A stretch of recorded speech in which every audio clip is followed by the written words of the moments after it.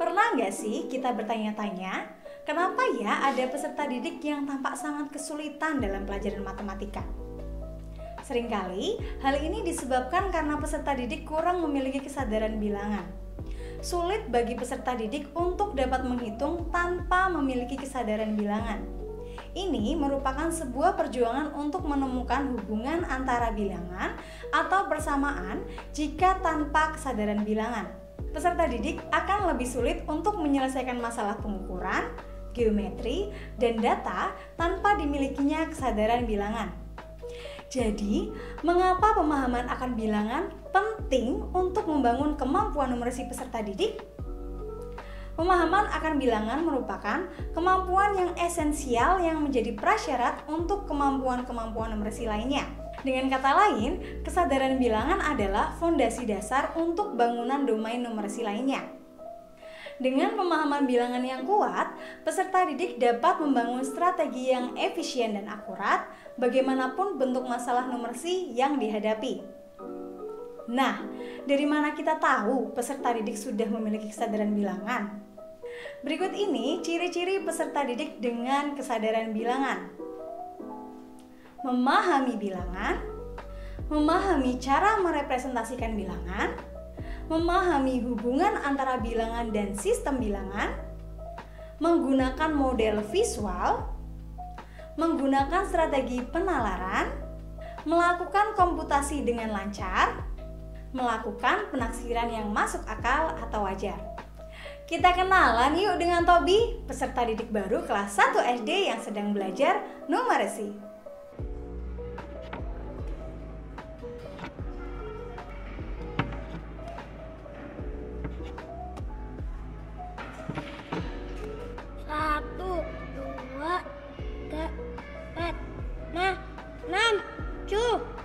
Guru bertanya, "Oh, ada berapa balok yang kamu hitung tadi, Tobi?" Tobi, "Ada 7, Bu Guru. Banyak." Guru mendekatkan 3 balok ke dalam kelompok balok yang dihitung Tobi. "Kalau ditambah dengan 3 balok ini, semua jadi berapa, Tobi?" "Sepertinya akan makin banyak deh." Tobi menghitung. Tadi 7, jadi 8, 9, 10. Ucap Tobi sambil menunjuk ke balok ke-7, 8, 9, dan 10. Ibu guru memberikan kartu bilangan 1 sampai 10, kemudian meminta Tobi untuk meletakkan urutan bilangan tersebut pada setiap balok. Tobi meletakkan setiap kartu angka pada benda sesuai urutannya. Guru memberikan apresiasi kepada Tobi pada akhir tugas yang dilakukan Tobi dengan menempelkan telapak tangan kanan ke telapak tangan kanan Tobi. Tobi bersorak kegirangan. Nah, dari pembelajaran yang dialami Tobi tadi, kita jadi tahu bahwa pemahaman bilangan yang perlu dibangun peserta didik usia dini sampai SD awal yaitu 1. Memahami bilangan. Cara menampilkan bilangan dengan benda konkret, tulisan, atau simbol, serta hubungan antar bilangan dan sistem bilangan. Contohnya ialah pemahaman bahwa angka 3 mewakili 3 balok atau tulisan 2 mewakili 2 kursi. Selain itu, bahwa dengan menghitung maju 1, 2, 3, maka benda yang mewakili jumlah bilangan tersebut pun akan bertambah. 1 bola, 2 bola, 3 bola.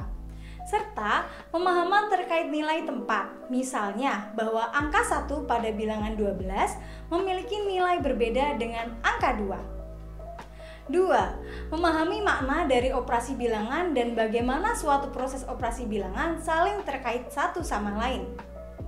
Ketika peserta didik sudah memahami bahwa menghitung maju, maka benda yang mewakili bilangan akan bertambah dan sebaliknya, untuk menghitung mundur, peserta didik pun dapat secara lancar memahami operasi bilangan penjumlahan. Misalnya bilangan 3 jika ditambah 2, artinya terdapat 2 kali langkah hitung maju. maka bilangan tersebut akan sampai di bilangan 5, atau artinya terdapat tambahan 2 benda ke dalam sekelompok benda. Sebaliknya pula, untuk operasi bilangan pengurangan yang berkaitan dengan hitung mundur dan mengambil sejumlah benda dari sekelompok benda. Selain itu, keterkaitan antara operasi bilangan yang dimaksud artinya peserta didik memahami bahwa 3 tambah berapa sama dengan 5. Sama halnya dengan 3 tambah 2 sama dengan berapa? 3. Melakukan operasi hitung dengan efisien dan akurat. Peserta didik memahami bahwa terdapat beragam cara dalam melakukan operasi hitungan. Misalnya dengan hubungan 1-1, dengan jari jemari, dengan hitung maju mundur, dengan operasi hitung secara mental dan nalar, dan lainnya. Serta dapat memprosesnya secara efisien. Contohnya ketika peserta didik melakukan operasi hitung 5 dikurangi 2 sama dengan berapa. Peserta didik memahami bahwa ia perlu menghitung mundur bilangan atau menurunkan jarinya untuk pengurangan ketimbang menghitung maju atau mengangkat jarinya. Untuk mengembangkan kemampuan di atas, peserta didik dapat menggunakan bahan-bahan apa saja yang ada di sekitar peserta didik. Yang terpenting adalah apa yang sebenarnya dilakukan peserta didik di dalamnya.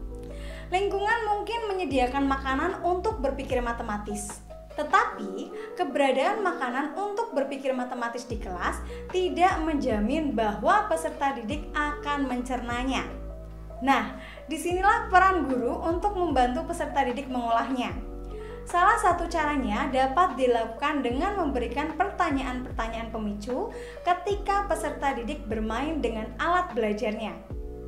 Hal ini diharapkan dapat mengembangkan kemampuan matematis peserta didik menjadi lebih kuat lagi. Kadang, orang dewasa terjebak dengan keinginan peserta didik agar dapat menghitung dengan cepat. Padahal, kemampuan menghitung cepat saja belum menjamin seorang peserta didik memiliki pemahaman yang utuh mengenai bilangan, termasuk di dalamnya kesadaran atau intuisi bilangan.